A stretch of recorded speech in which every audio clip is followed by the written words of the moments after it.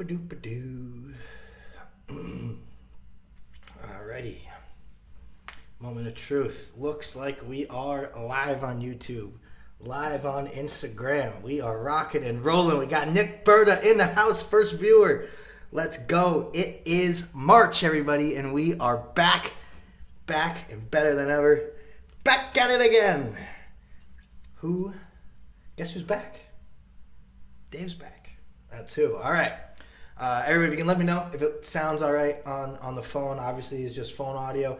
Have myself up on YouTube. You should just be able to search Dave Acker on YouTube. Nice camera. Got even more decorations in the background. We got to work on it. Is it? I don't know if it's backwards.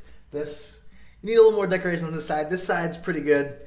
If you haven't noticed, new studio here for Dave's Dugout.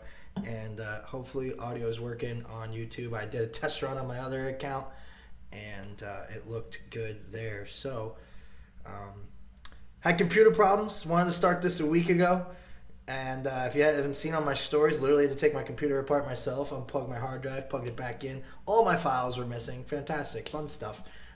So, did that. Worked, thank God. So, here we are. Had to re-download all of my software, everything. You know how technology is. That wasn't fun. But we're here. I hope all of the settings are right. I did, like I said, a test run on my other YouTube account. So hopefully it's working. But yeah, so that's here we go. First things first. Honestly, I'm just trying to stall because I know Instagram takes a minute to tell everybody. Gotta let everybody click. Dave's live again for the first time in a while. Isn't that what it always says stuff like that. So, all right. Podcast audio is working at least. Worst comes to worst. So, I'm just going to get ready, let things rip. Collie in the house. Got a couple Ackerts in the house. What's going on, people? All right. So, I guess let's start the podcast audio. That'd be a good place to start. All right, everybody, welcome back, ladies and gentlemen, boys and girls. Episode 114 of Dave's Dugout. Thought that was kind of cool. 114. 14 is my favorite number. I don't know. How much does that matter? Not a lot, but thought it was noteworthy. We are back after a long, I believe, over 2-month break. I do apologize for that. I like to do this weekly. Consistency is key, but life's been crazy. So we're going to start with that. We're going to start with why I've been missing, what's going on, and why I'm in a different room now for the podcast. If you're watching on YouTube or Instagram Live, thank you very much. If you're listening to the podcast, thank you. Be sure to like and subscribe on all the platforms. Just search Dave Ackert on YouTube. Ackattack is my handle on Instagram, Twitter, everything like that. So here we go. Let's start with a little background. I'm not used to having this in front of me again. The YouTube is I wave and then YouTube waves back at me and watch. I'll let you know when I wave. Oh no, the delay is bad. This is taking longer than I thought it was gonna. Oh, there a guy just waved. So that's how delayed YouTube is if you're watching. All right, enough stalling. Let's we're going to start with, like I said, the background story, and then we're going to dive into March Madness. I got my brackets right here. Not totally filled out yet. I'm going to be completely honest with you. I'm going to wait another day. Never know when somebody's going to get hurt. Or, honestly, these first 4 matchups, like we've seen, somebody who won one of these first 4 games has won every time. Every year. And last year, UCLA made it all the way to the Final Four. So I want to wait, see what they look like, because I do think if Rutgers wins tomorrow night, I think it's Indiana-Wyoming tonight.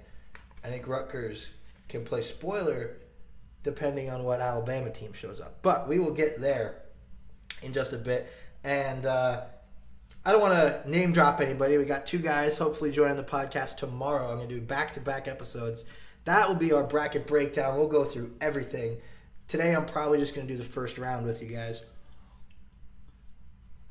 And more of just a overview. And honestly, the committee messed some stuff up. Usually I'm not one to complain about the committee, but this year I have some bones to pick with the committee members. Not too happy. A couple teams left out, and a couple teams seeded pretty poorly, if you ask me. What do I know? I just rank college basketball teams every week for free. All right, so first things first. I have moved to Oregon, if you haven't noticed. Long story short, I'm not going to make this a whole whatever. TV biz, budget cuts coming. Sports department getting cut in where I was at. So was sent scrambling around Thanksgiving. Started a job search across the whole country, knowing that January 1st I was going to need a new job. Luckily, they let me stick around there for a little while and just be a news reporter in the meantime. So I did that, and finally I got 2 offers. One was in Arkansas, to be the second sports person in Arkansas, cover the Razorbacks. I love the station, love the people. Big Must Bus fan, we all know that. So there was all that happening, and I feel this is so hollow. I'm just going to take this off because it's making me, I think, talk louder than I should. Oh, it's hot in this room. We're going to have to get AC in the new dugout. So Arkansas offered me a job, and then this job here in Eugene, Oregon moved pretty quickly. Better offer. So sports director here in Eugene. I'm going to start here next Monday on the 21st. That's going to happen. And that's pretty crazy. So I'm covering the Ducks and the Beavers, Pac-12 Nation, baby. And that's kind of been the hesitation to, not only on the podcast, just on social media in general. I haven't announced a lot of things. I signed a letter of intent or a job offer over a month ago, gosh now, but didn't sign an official contract until about a week or 2 ago. So, the people that are still there, they're not leaving until April, so you don't want to step on other people's toes that you're replacing their job. It's just like a weird. So I haven't made like an official announcement on the job. I kind of did on Instagram like a week ago. So that's been crazy, and that's been why the big break in the podcast. And next chapter, new chapter here, and I think that's what we're going to call this episode 114, a new chapter here. And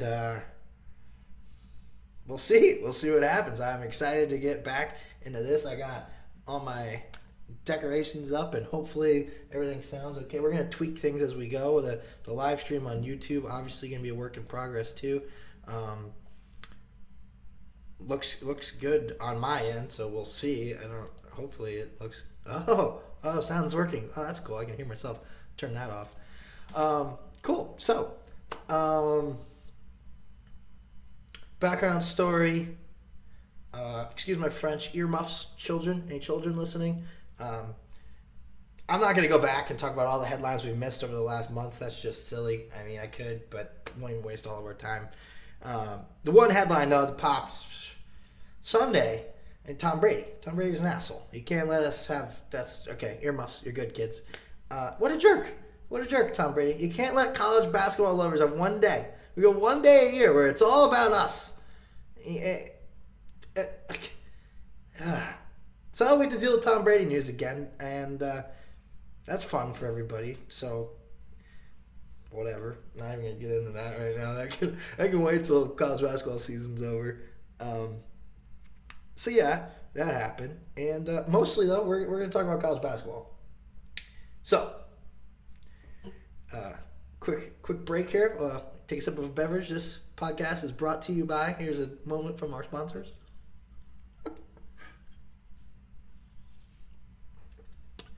Oh, what? The sponsors didn't work? Oh, man. That's weird. We'll work on it. So,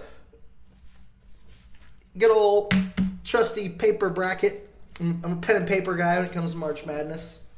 Just so much easier than looking at all these. I guess we should talk about the rankings for a little bit. Dave's Dugout Top 40 up online. Twitter is probably the best place to find it because Instagram stories go away after 24 hours. So I made a bracket here just for myself when I fill it out. I have, because, like I said, the committee got a lot of these seeds wrong. So people that are going to be filling out your brackets, you're going to see, for example, this is a totally random pick. Tennessee is a 3 seed versus a 14. I don't know how that's possible because I compromised a spreadsheet of over 15 rankings, and the average ranking for Tennessee is number 6. 6 overall in the country. And to be a 2 seed, that would be 5 through 8. So I don't know how Tennessee is on the 3 line as a 3 seed. Something's wrong there. I have them as a 7 in the Dave's Dugout top 40. Again, that would be a 2 seed. Not even the worst 2 seed.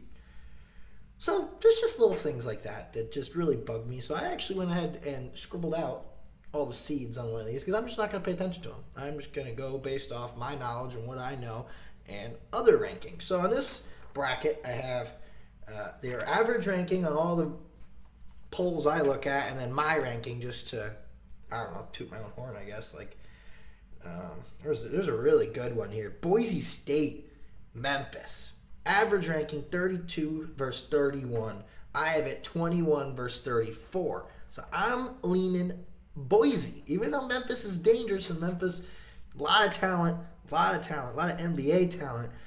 But Boise State, man, they've been good all year. You got to go 8-9 coin flip matchup. That's going to be a good one. So that's just an example there. Also have one here. I wrote down all of the KenPom predictions and Vegas odds here. And I just found some pretty cool stuff, honestly. I found, just with my little research I've been doing, not counting the first 4 games, there's 12 games. So there's 32 games in the first round here, right? There's going to be, 16 on Thursday, 16 games on Friday, and that's your first round of 64 teams, 32 games. Following me? Quick math. So 12 of those, now I'm confusing myself, 12 of those 24, 32, 12 of the 32 games are projected to be 3-point or less or 1 possession basketball games. A lot of 1-point spreads. Texas is a 1-point spread. Michigan State, 1-point favorite. Murray State, 1.5-point favorite. Seton Hall, 1-point favorite. Ohio State, 1-point favorite on Vegas. And Loyola Chicago is a 1-point favorite on the KenPom predictions. So that is literally the definition of a coin flip game. San Diego State, 2.5-point favorites. Providence, 2-point favorites. LSU, 4 or 3-point favorites, depending on who you ask. USC, 1.5-point favorites. Wow. If all those games end up being 1 or 2 possession games, we are going to have ourselves a first round here, people. On the flip side, I also noticed that 12 games are double-digit point favorites. Gonzaga, for example, 23-point favorites. You know, the ones versus 16s. Kentucky, 2 versus 15s, an 18-point favorite, 15-point favorite couple. And we all know all those aren't going to happen. So if we have 10 of the 12 close games, 2 upsets of double-digit, there's got to be 2, you would think. I mean, in a crazy year, there's 3 or 4. So I think we're in for a ride here, people, in the next couple of days. So those are just my 2 little brackets that I don't even have filled out. I just kind of have for my own sake. I do have here quick peek for anybody who wants to screen. Oh, well, I guess we'll do one screen here first. These are the games I'm confident in, and then I start really second guessing myself. So if you're listening to the podcast, I'm sorry, but I'm showing the paper bracket here of, I guess let me pull up a preview so I even know this is working. It's gonna focus. It's not really focusing too good. But anyway, not too confident once we get, going a little bit here in this thing. I don't have this filled out very far. For those listening to the podcast that can't really see, I am pretty confident in pretty much all the 1 seeds getting to the Sweet 16. I actually have that filled out. I do have a Kansas-Iowa game filled out with Kansas winning, so that's kind of jumping ahead for you. But it's kind of cheating because I don't even have who Iowa will be playing in the second round, so I don't know. All the 1s and 2s moving forward. There's just so many tough ones. Just, oh boy. I don't know how much I want to go into now and how much I want to go into when we actually break down the whole podcast here. So, I guess we'll just go with a couple of the ones where I'm just pretty confident in, and then as we go forward, we'll break down the whole thing tomorrow. So like I said, Gonzaga, Boise State. So we'll start. I like to do top left, down to the bottom left, the East. If you're looking at a bracket while you're listening along or watching along, then I go over. I do the South, the top right, and then I do the Midwest and the bottom right. So. This is totally off topic. Just popped in my head when I saw myself over here. The beard. Anybody like it? I hope. Like it, love it, hate it. It's going tonight. So tomorrow won't even look like me on the podcast. And this is pretty much since I haven't worked. So I did just grew it out because I didn't have to shave for once. I usually have to shave every day. So let me know. I hope you don't like it too much because it's going soon. So, back to what I was saying. Top left of your brackets here for following children. Fake Baylor fan. Yeah, we sleep in May, Colin. Sleep in May. Baylor couldn't even be in, and I'd still be doing this. But we all know Scott Drew, they're probably going to be in. They're probably going to be in the Sweet 16. That's one of the points I'll make here in a second. So, we got Gonzaga, Boise State, lock it up. Memphis, going down. Penny Hardaway, sorry, dude, maybe next year. UConn, been hot in UConn all year, pretty much. Let's see, what do we got? UConn, 7-point favorites against New Mexico State. Oof, that's a lot. I would just bet on them to win. I would not bet on that. For them to win by 7 at least. New Mexico State, I don't know. I just don't think they have it. The 12-5s happen a lot. UConn's a top 20 team in the country, so 5 seed, a little disrespectful there for them. That's why I like having the rankings up when I do this thing, because the seeds can be deceiving sometimes. UConn's better than a 5 seed, and I don't think that's where the 12-5 is going to come from. But asterisk or, disclaimer, everything I say here could be absolutely, totally wrong and opposite, but that's why we do these things. Is March Madness, anything can happen. Arkansas, Vermont, hate this matchup because I love it. I would have had both of these teams moving on. There's a couple of these matchups like that where I really would have liked Vermont to move on here. But the must-bus in Arkansas, I think, might be too much. Vermont, one of the best shooting teams in the country, though. So if Vermont comes out hot and is making shots, it's going to be a scary day for Razorback fans, and you might be leaving the dance early. So that's a tough one. What is the spread on that? Do I have 4 points for Arkansas? That's for a 4 versus a 15. They have it as a 5-point game, a 2-possession game. That's how you know it's scary. Vermont really has a shot in that one, people. 4 versus 13, that much more likely than 12-5 in that region. Alabama, totally depends on what Alabama team shows up. I mean, they've shown they can beat anybody. They beat Gonzaga. Believe they beat Duke. I mean, they beat really good. They beat Baylor. They can beat really good, and they lose to teams like Iona, who didn't even make it. I mean, a bunch of teams they lost who didn't even make it. What do they have, 13 losses? I don't have – their records aren't on any of these brackets. But double-digit losses, 13 or 14 losses for Alabama. So they're the worst. They are going to mess up a lot of people's brackets because they could – I'm not even just saying this. They could literally make the Final Four. I mean, they've beaten Gonzaga – and that's the best team in their region, so they can beat anybody. And they could also lose to Rutgers in the first round if Rutgers beats Notre Dame, which, like I said, I think is hopefully going to happen. And if it does, I'm going Rutgers, but we'll see. Texas Tech, Montana State. I don't think Montana State's got it. Tech's really good on defense. That's one of the double-digit favorite games. I like Texas Tech to go far, actually, in this. Spoiler. Davidson, Michigan State. That's one of my upsets. I really like Davidson. It's a 1-point game. I think a lot of people are going to pick Michigan State just because of the brand of Michigan State. For it to be a 1 point, Michigan State's a 1 point favorite, Vegas and Ken Palm, I'm taking Davidson just because everybody else is going to take Michigan State. It's just one of those things. Giving away all my secrets here, people. So, I mean, fade me on some of them, but if you would have listened to me last year, you would have won your pool. Because I did. So, I'm just saying. That's. We'll pat myself on the back on that one. That's the last one. I'm sorry. I don't want to come off, scare all my viewers away. Oh, this is so much fun. Okay, so bottom left now, East region. Got Baylor as a number 1 seed. Everything they say about Baylor right now, most vulnerable number 1 seed. It's all true. It's because of injuries, though. If it weren't for the loss of Jonathan Achachua and L.J. Cryer,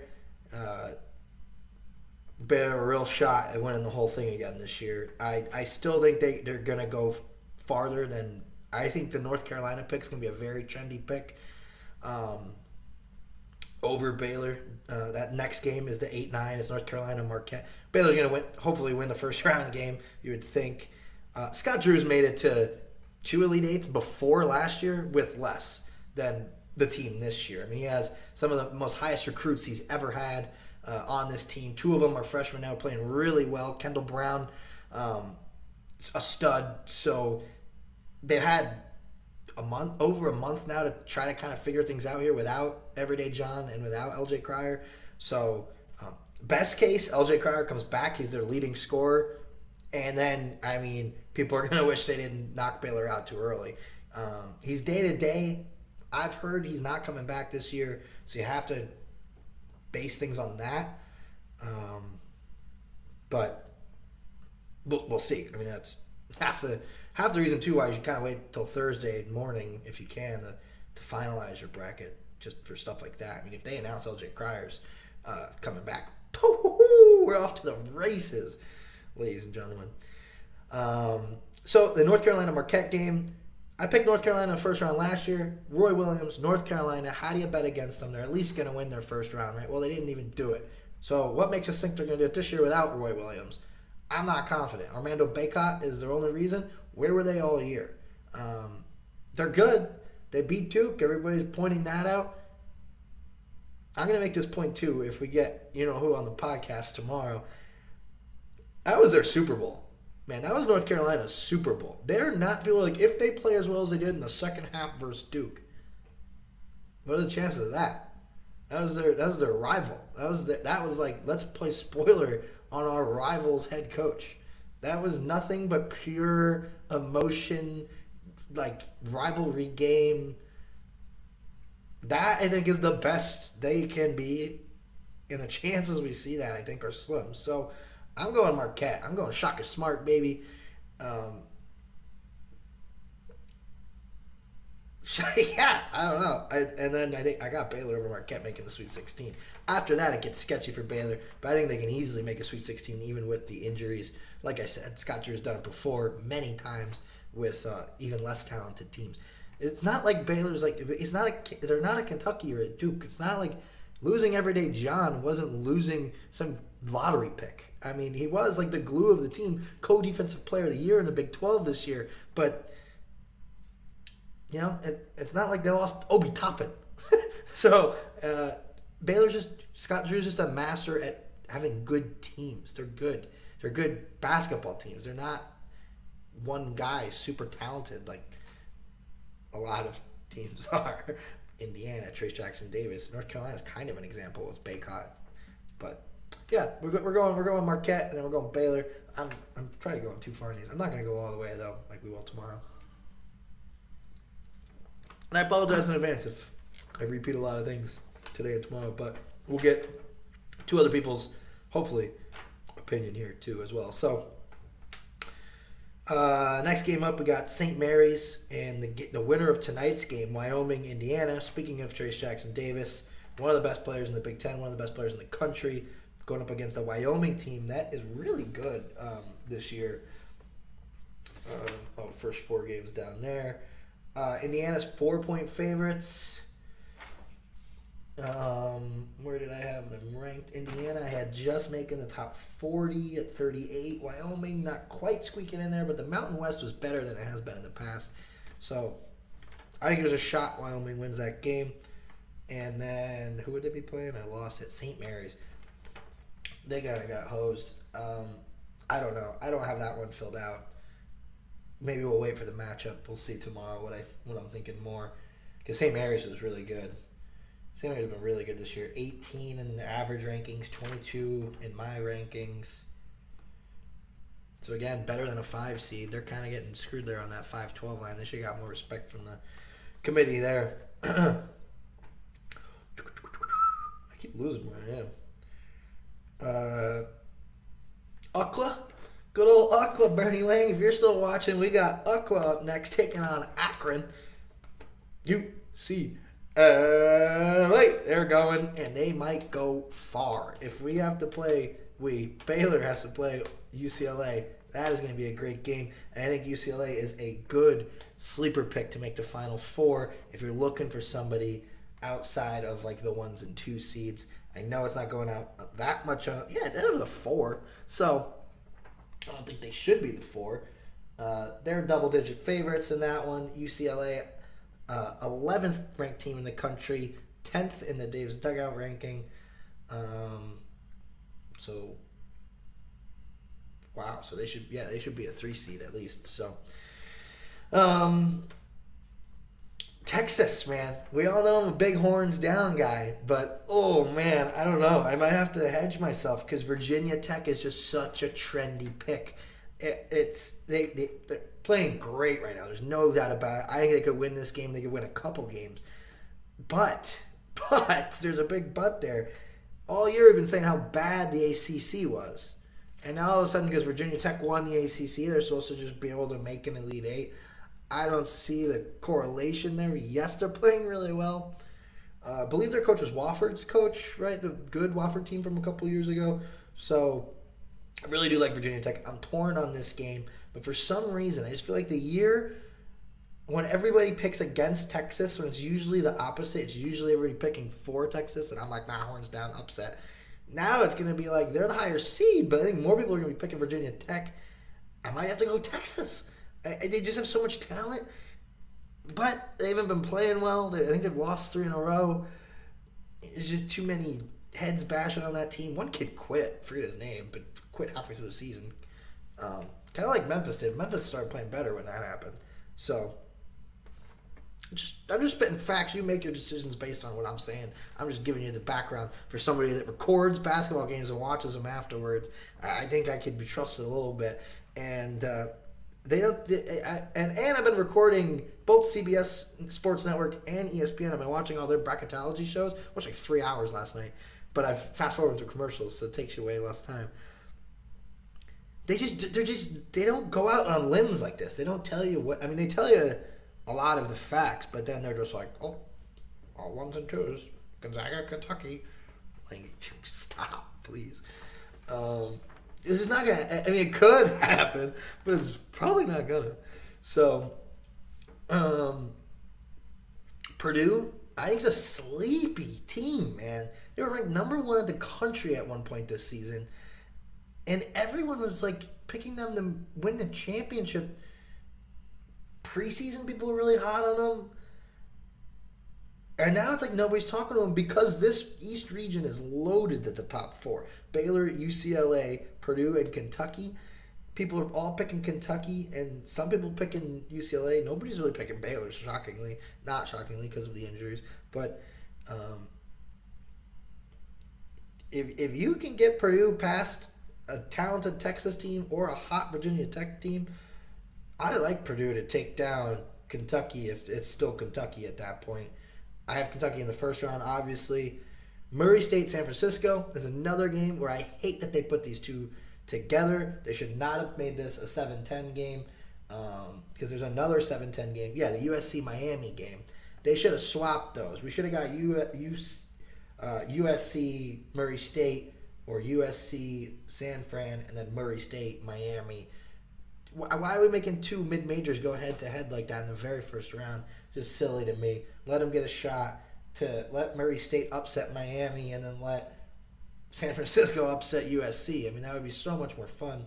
Instead, we got these two great games. I mean, we're going to get good games out of it. USC Miami's a coin flip, and this game's a coin flip. Murray State, I have 17 in my rankings. All average rankings 23, so they're a top 25 team taking on a San Francisco team that was good in the WCC, 29 and 34 and 29 in my ranking. Here's another one. I mean, definition of a coin flip game. Vegas has Murray State winning by a point. KenPom has San Francisco winning by a point. Good luck. Literally flip a coin. I have Murray State just because I have had them higher in my rankings all year, and that's when it's a 50-50 like that. Just pick something and pick one. Gut feeling. I don't know what you do. And a cool matchup too, Murray State Kentucky would be. They're both from Kentucky, and it'd be awesome to see Little Kentucky take down Big Blue Nation in round 2 and get a nice upset there, and bye early Kentucky. That'd be great. Gotta love little storylines like that. So top right we go. If you're following along still. If I can read my scribbles. So we got Arizona. They're taking on one of the first 4 teams. Arizona, double-digit favorites. Number 2 team in the country. They've only lost 3 games this year. It's easy enough. Seton Hall TCU is a good game. Really good game. TCU barely squeaking into the top 40 in some metrics, but they're not even really a top 40 team. Seton Hall, I've been kind of hot on all year. I have them 33, and they're 37 in their average ranking. And Vegas and KenPom both have Seton Hall winning by a point. So, coin flippish. I'm probably going to go Seton Hall. I don't know yet. I don't have that one filled in. But I like Arizona to beat either way, TCU or Seton Hall. I would say Seton Hall's the better team. TCU has that kid, though, I'm blanking on his name right now, who went off in the Big 12 tournament. Hurt his ankle, came back, and had like 15 points in the second half. That kid's incredible. If he does something like that, TCU's going to win. If he doesn't, I think Seton Hall's going to win. Houston Cougs and UAB. This is one of our trendy 12/5 upset picks. I think I like it, but I'm not sure because Houston is just so high in all the college, in all the computer metrics. They are like a top 4, top 5 team in most of the computer metrics. 12 in the average rankings. I have them 15 in my top 40. And Vegas has it at 8.5 game, and KenPom has it at 10-point game, so they don't have it as close. But that is going to be a scary UAB team there.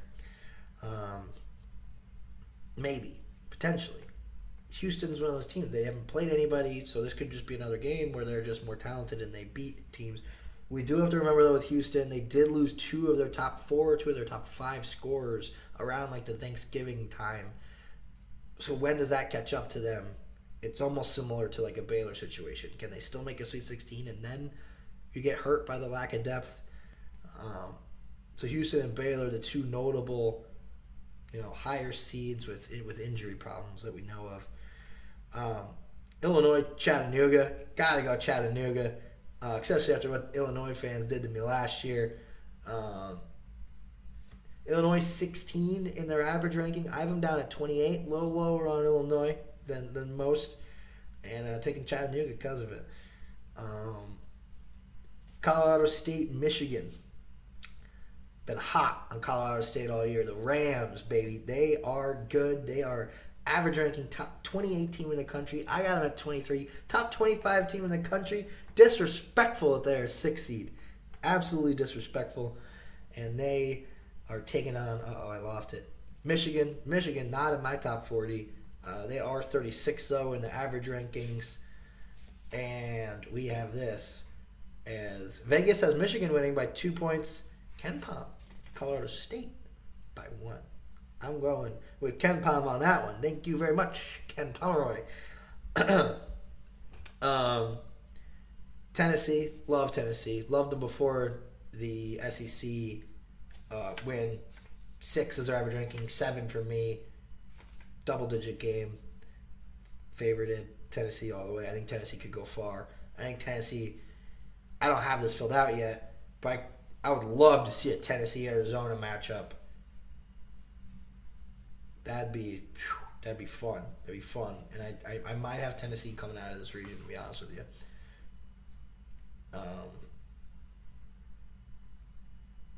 Yeah, because I had the 4 going out early. I don't trust Villanova this year. I think they're good, but they only start like 6 guys play. 6 guys, maybe 7. You need depth once you're getting deep into the tournament. Arizona, obviously. I think it's Arizona or Tennessee, and Tennessee should be a 2 seed anyway. So, yeah. Loyola Chicago, Sister Jean, is she still kicking? Because we're going to need her, man. We got Loyola Chicago against the big boys, the Buckeyes, Ohio State. They've spoiled Big Ten teams in the first round in the past. I would love to see it. I'm rocking with the Ramblers of Loyola Chicago. Sister Jean, prayers up. Let's go. And then they take on Villanova, if Villanova can handle business as the 2 seed. So we'll see what happens there. All right, the Midwest. I think this region is going to be nuts. That one, too. Chattanooga and Loyola win. That's 2 double seeds. And UAB pulls it off. You got 3 double seeds, double-digit seeds, making it on there. So that is a crazy region too. This one though, I got Kansas, San Diego State, Creighton. That's a tough draw for San Diego State. A good team. I have them just outside my top 25, 26th team in the country. Average rankings 30. Why they're an 8 seed? Beyond me. Borderline top 25 team in the country, and they get an 8 seed. That's messed up. Creighton, I have them at 35. Average rankings 40, so they shouldn't be a 9 seed. So that's a tough 8-9 game. Coin flip. I don't know. I was gonna say I've had Creighton. Creighton's been higher in my rankings at points this season. San Diego's higher right now. I don't know, but it doesn't matter because Kansas is gonna beat either one in the next round anyway. So just flip a coin on that one. You're not gonna lose too many points as long as you have Kansas going on. Iowa's like the darling, the Hawkeyes, baby. They are the darling kids of this bracket this year. A 5 seed, disrespectful by a little bit. Maybe not. 4. Yeah. I have them ranked 14 in the country. Average rankings 14, and they get a 5 seed. So, I don't know. Richmond, that's an easy first rounder for them, though. Maybe they got lucky with this 5-12. I'd be shocked if Richmond got it done. Richmond, not really a good team, just happened to beat, who was it? I'm not going to think of it. Damn it. Anyway, they pulled off a win there in their conference tournament final. And, Davidson. They beat Davidson. So, Davidson should have had a better seed, but I have them winning anyway, like I said. And, I don't think Richmond's going to get it done. I'd be shocked. I mean, that's just one I'll get wrong. I'm probably not going to pick that in any of mine. I don't think most people will. So that's probably going to be the one that like busts our brackets on day one, everybody. Providence, South Dakota State. This is another one. I hate that they matched them up in the first round, but what are we going to do? I have Providence at 18 in the country. Their average is 21. South Dakota, the Jackrabbits. Cool logo. And I have them at 40. Their average is 40. It's a borderline top 40. This is another one, man. These 4 versus 13 matchups are crazy this year. Providence only favored by 2 points for a 4 versus 13. Absolutely crazy. Providence, it's like I trust them because they win close games, but I don't trust them because they're always in close games. So, well, like, I don't know, man. They number one most, like, there's an actual stat. Number one luckiest team in the country. Luck is like actual record versus predicted record, I think. And they just keep winning all these close games. I mean, they were on a crazy win streak there about a month or 2 ago, and they just, I think 3 overtime games in a row, I think, and 1 was a double overtime. So they won, but we could be looking at a Providence team, say they lose those 3 overtime games, 4 overtime games, I think. 4 out of 5 were like overtime games. Anyway, so Providence, I don't know. Trust them, don't trust them. That's a tough one. Might be going Jackrabbits. But then I think Iowa beats either one. So, again, I wouldn't trust about it too much. LSU Iowa State's a fascinating game because LSU lost their head coach. Will Wade's gone. He got the bye. Everybody knows they've been going on with like allegations and stuff for years now. He quote was wiretapped saying he gave the kid a strong ass offer. That was his quote, a strong ass offer. Can't do that. Well, now you kind of can. Now it's kind of legal. This was when it was illegal, though. Absolutely. So he's done at LSU. Will they play better? Playing for their head coach or playing for their assistant coach? Those things can kind of go either way. Iowa State, I mean, they were in the top 10 in the country at one point. They started the season fantastic. They were like 12-0 or 12-1 at one point. Then stumbled a little in Big 12 plays. It was just a gauntlet.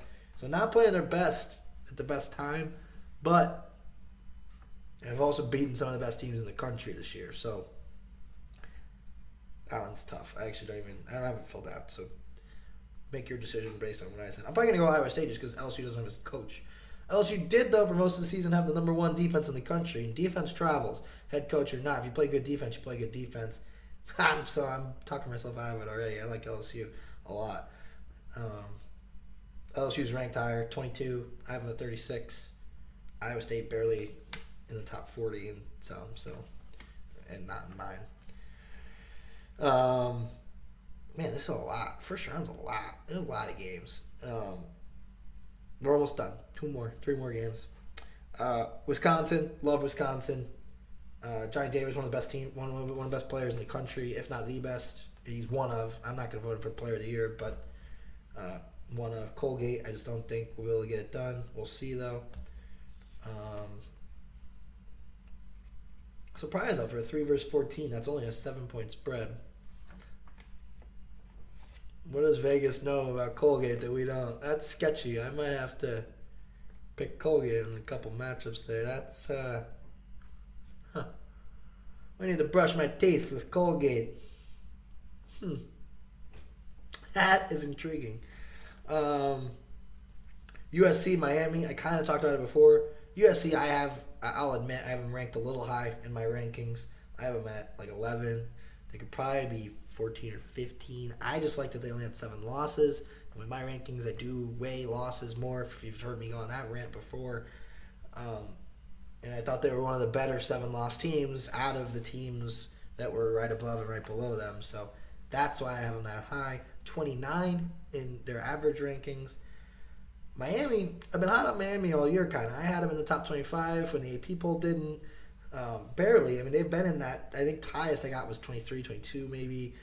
And they were mostly in like the 30s. But I had them in my top 40 most of the year. I was surprised to see their average ranking. It was like me and like one other metric, like strength of record, had them in the 30s. I have them at 32. So they're not even in the top 40. So it's surprising to see them as the favorite. Oh, no, USC's the favorite. I'm sorry, by 1 point. But a lot of people picking Miami. Again, in was a down ACC. So I don't know why everybody's like, oh, was a hot team in the ACC as of late. Simon, I don't know. I'm going to have to talk to you about this one because I am torn. This is a tough one. But I think I'm going to lean USC. I believe I saw a stat. I was going to save this for tomorrow. USC and Baylor have won the most tournament games. I don't know how that's possible with Gonzaga, but I saw a stat that only Baylor and USC have done something in the last 3 tournaments that no one else has done. So, they still got one of the Mobley brothers. They don't have the other one who's in the NBA now, but USC's pretty good. Auburn, obviously they're going to win their first round game. Don't know what to think of them. Number 1 team for most of the year. I mean, I've got them at 5. Average ranking 7th best team in the country. Deserve to be a 2 seed. They, I don't know. That's a tough one. That's not that game, but just how far Auburn's going to go.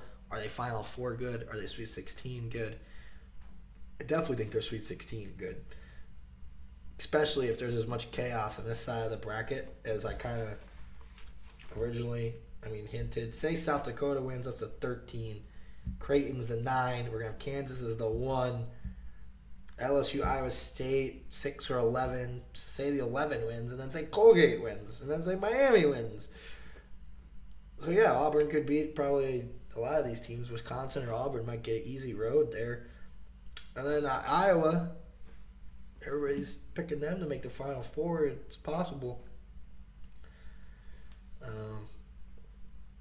Is it Keegan Murray, right? He's like probably the hottest kid in all of college basketball right now. Can they stay that hot, though, after just winning the Big Ten? All right, we'll have my Final Four picks and fill out the rest of that bracket tomorrow with hopefully 2 very special guest friends of the podcast and 2 guys I do my fantasy college basketball league with. Don't want to talk about how that went this year. I was a little distracted, right? I wasn't doing the podcast. I was busy applying for jobs and stuff. I don't think I made one waiver transaction all year, so that's my excuse. We'll get into that tomorrow with the guys. But that is going to do it for me. That is episode 114 of the Dave's Dugout podcast. Thank you, everybody, for watching. If you watched live, I appreciate it. And the most important thing you can do is like, subscribe, and share. That helps tremendously. And, again, apologize for not having it every week, the last couple of weeks. But hope this helped you at least start your bracket. We'll finish them tomorrow. And hope you like the beard. Hope you don't like it too much, though, because it's going. It's going off. All right, everybody. I'll let you go. Thanks once again. And we'll see you next time.